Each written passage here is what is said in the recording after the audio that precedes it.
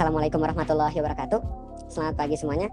Perkenalkan, kami dari kelompok 1 pengenalan komputasi dengan kode kelas KU strip 24 dengan dosen bernama Pak Hardian Yusuf. Di sini kami akan mempresentasikan tugas besar 2 pengenalan komputasi mengenai data analisis. Data yang kami ambil berupa data saham perusahaan Google dan Apple.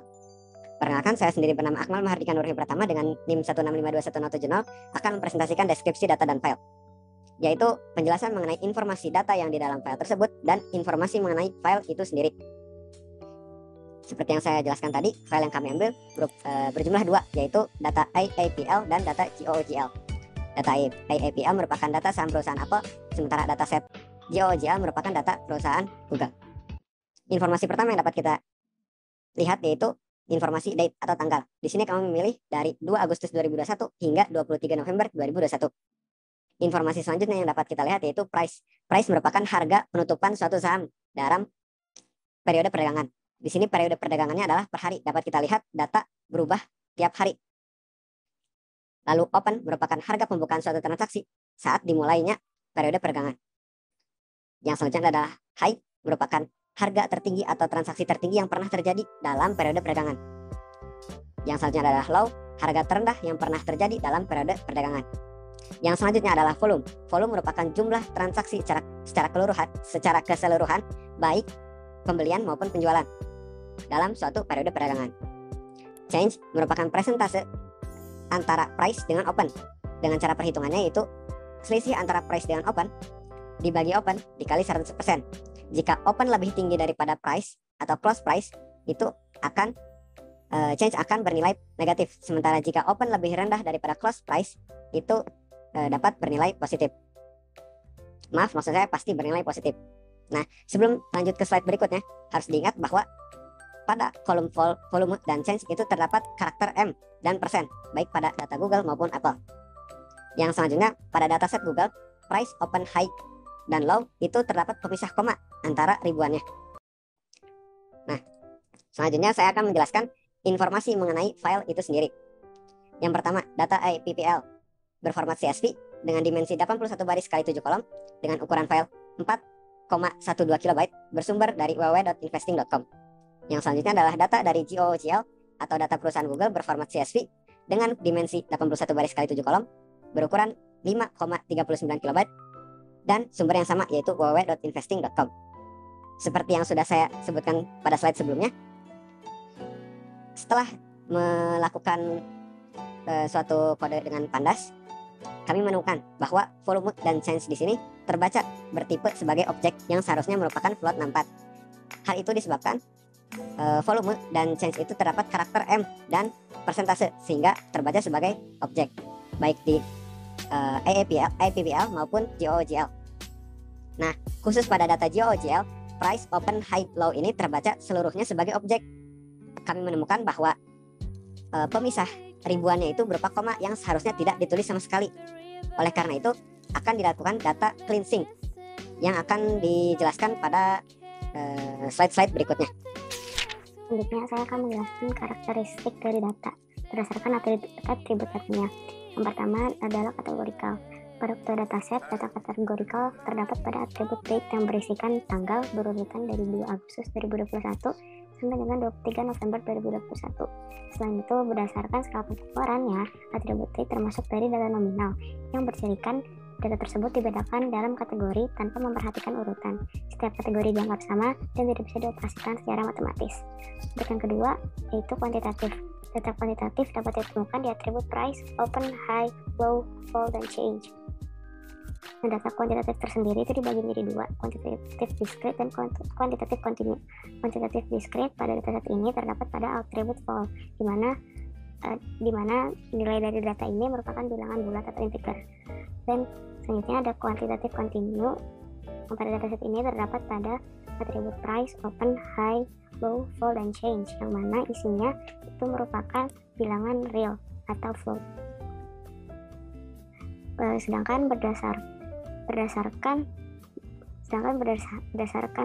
skalanya, keenam data tersebut termasuk dari data rasio yang berserikan data bersifat angka dalam arti sesungguhnya dan dapat dioperasikan secara matematis.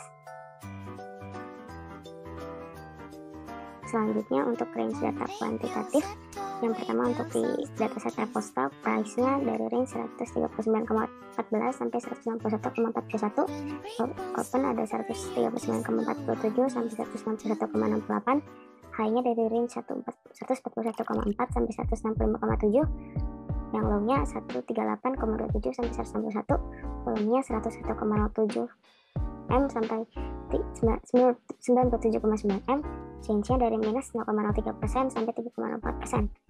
Sementara untuk Google Stock itu price-nya di angka 2.673,2 sampai 2.996,8. Open 2.680,8 sampai 2.999,5. Untuk atribut high-nya 2.705,8 sampai 3.019,3. Untuk atribut low 2.621 sampai 2.987. Volume dari 1M sampai 992,72 Kak. Dan change-nya minus 0,08% sampai 4,96%. Selanjutnya, perkenalkan nama saya Marves Subekti dengan NIM 1652120 akan menjelaskan mengenai analisis statistik. Nah, di sini saya akan menganalisis statistik data historical saham untuk emiten Apple dan juga Google. Oke, di sini ada dua data yang sudah saya analisis. Yang pertama adalah statistik untuk Apple Stock Statistik dan yang kedua Google Stock Statistik. Di sini ada beberapa atribut, yaitu ada count itu adalah jumlah dari kategori yang kita punya, dan ada mean atau rata-rata, kemudian standar deviasi, kemudian ada nilai minimum, terus persentil 25% persentil, 5% persentil, 75% persentil, dan nilai maksimum dari setiap kategori. Sama untuk Google Stock Statistik juga seperti itu. Oke, untuk lebih lanjut lagi mengenai atributnya saya akan jelaskan di slide selanjutnya. Oke, di sini saya akan membagi atribut menjadi 3 garis besar. Pertama adalah persentil. Di persentil itu adalah metode untuk memotong beberapa bagian data dan nilai-nilai membagi data menjadi beberapa bagian tertentu. Sebagai contoh, jika kita mengambil persentil 5% atau 50 persentil, artinya data itu sudah berada di daerah yang kita dalam kasus ini maksudnya data itu kita mengambil nilai mediannya ya. Jadi 5% data itu sudah terdistribusi atau sudah diwakilkan dengan nilai persentil tersebut. Oke. Bisa sebagai contoh lagi, bisa kita mengambil persentil 75% atau 75 TA persentil. Artinya kita akan mengambil 3/4 bagian data sudah terwakilkan oleh nilai tersebut gitu ya. Kita akan mengambil nilai yang ke-50 gitu ya, atau nilai yang ke-75, tergantung berapa persen yang kita inginkan. Kemudian yang kedua adalah ekstremum, maksimum, minimum. Itu kita akan mencari nilai maksimum minimum dari suatu data dan dari suatu kategori tertentu. Nah, ini fungsinya apa? Ini kita mengetahui range atau interval dari suatu data. Sebagai contoh, ibarat kita memiliki rumah, itu nilai maksimum minimum sebagai lantai, sebagai tanah, dan juga sebagai atapnya. Dan data-data tersebut akan tersebar di antara atap dan tanah tersebut. Kemudian yang terakhir adalah standar deviasi dan rata-rata. Nah, di sini saya akan membagi dua. Yang pertama mean itu atau rata-rata itu adalah didapat dengan menjumlahkan seluruh data dan kemudian membagi dengan banyaknya data. Nah, secara umum rata-rata disebut juga sebagai central tendency atau pusat dari kepadatan data, dan sementara untuk standar deviasi adalah statistik yang dipakai guna untuk menentukan seberapa dekat data dari suatu sampel. Statistik semakin jauh data dengan rata-ratanya, semakin besar juga standar deviasinya. Begitu juga sebaliknya, semakin dekat data dengan rata-ratanya, artinya semakin kecil juga nilai standar deviasinya. Oke, selanjutnya kami akan membahas mengenai visualisasi data yang akan dijelaskan oleh teman saya Angie. Dan selanjutnya saya akan menjelaskan mengenai visualisasi data. Pada slide berikut merupakan visualisasi data harga saham Google dalam rentang waktu 2 Agustus 2021 sampai dengan 13 November 2021 dalam grafik candlestick chart. Pada grafik candlestick chart tersebut dapat terlihat harga buka, harga tutup, dan harga terendah serta harga tertinggi yang dimiliki oleh saham Google. Dan bila dianalisis lebih lanjut, akan dapat lihat tren yang dimiliki oleh saham Google tersebut. Seperti pada tanggal 2 Agustus sampai 19 Agustus 2021, saham Google berada pada posisi sideways, yang artinya saham penuh keraguan, terkadang naik dan turun penuh fluktuatif, yang artinya bukan saat yang baik untuk melakukan transaksi saham. Dan pada tanggal 20 Agustus sampai 10 September 2021, saham Google berada pada posisi uptrend yang menunjukkan pembeli saham lebih banyak dibandingkan penjual saham, sehingga menyebabkan adanya high demand. Dan pada tanggal 4 Oktober dapat dilihat saham Google berada pada harga terendah, yang artinya saham berada zona support yang dengan harga sebesar 2.621 US dollar. Dan pada tanggal 18 November 2021, saham Google berada pada harga tertinggi sebesar 3.019,3 US dollar. Dan selanjutnya saya akan menjelaskan pada slide berikut adalah visualisasi data saham Apple, dan dapat terlihat bahwa dengan grafik yang sama saham Apple memiliki tren yang berbeda, di mana saham Apple pada tanggal 3 September sampai 5 Oktober menunjukkan downtrend, yang artinya saham cenderung bergerak turun. Dan kemudian tanggal 12 Oktober 2021 sampai 28 Oktober 2021 saham berada pada uptrend, yang artinya saham menunjukkan kecenderungan naik. Di tanggal 4 Oktober 2021 saham berada pada harga terendah sama seperti saham Google dengan harganya sebesar 138,27 US dollar. Dan pada tanggal 19 November saham Apple berada pada titik tertinggi dengan harga tertingginya sebesar 165,7 yang disebut dengan zona resisten. Berikut bentuk grafik yang digunakan adalah candlestick chart karena mudah dibaca, dan di grafik ini kita bisa langsung menunjukkan segala informasi mulai dari harga buka, harga tutup, harga low dan high, serta dengan adanya warna yang berbeda kita dapat melihat bahwa warna hijau menunjukkan harga pembukaan di atas dan harga pembukaan di bawah, dan warna merah menunjukkan harga pembukaan di atas.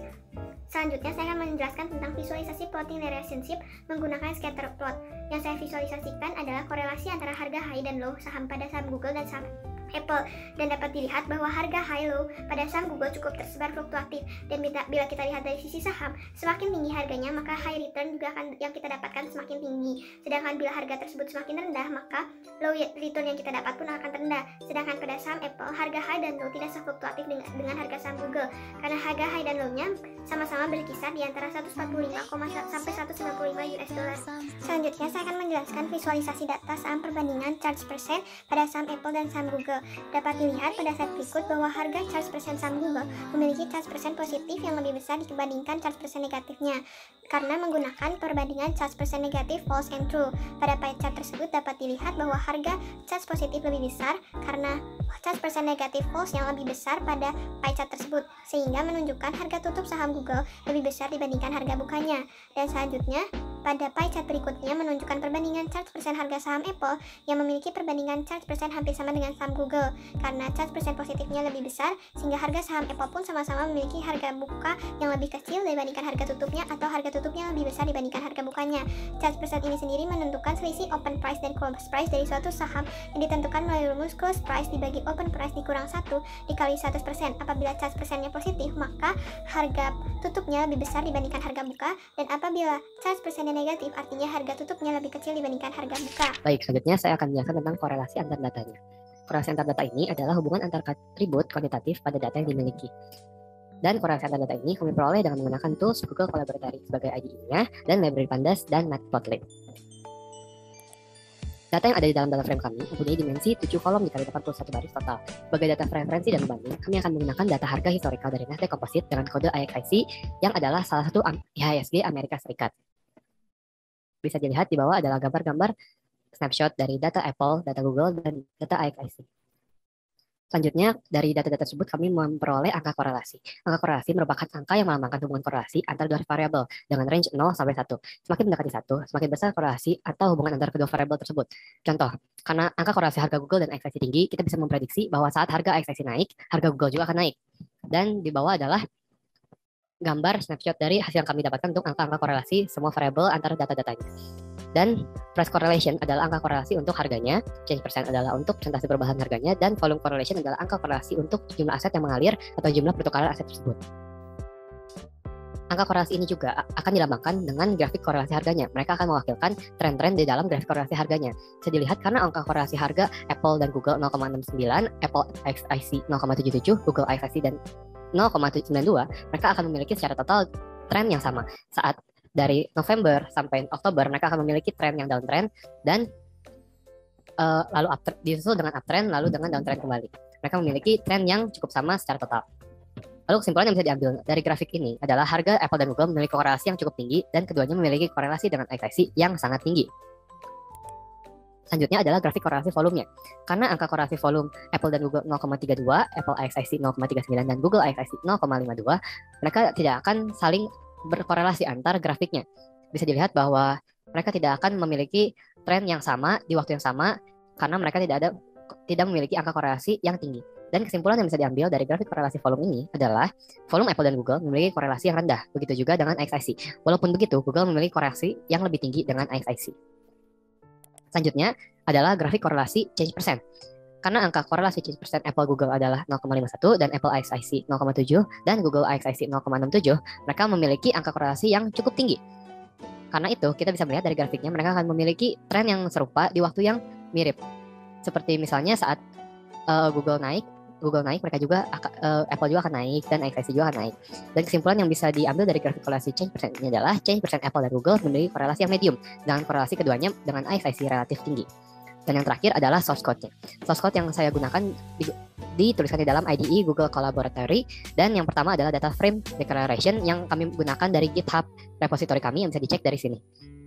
Lalu step kedua yang kami lakukan adalah data cleansing Lalu kami menggunakan column decorrelation dan memperoleh correlation number dari fungsi correlation pandas. Selanjutnya adalah kami memprint semua korelasi number atau angka korelasi yang didapat dari sebelumnya.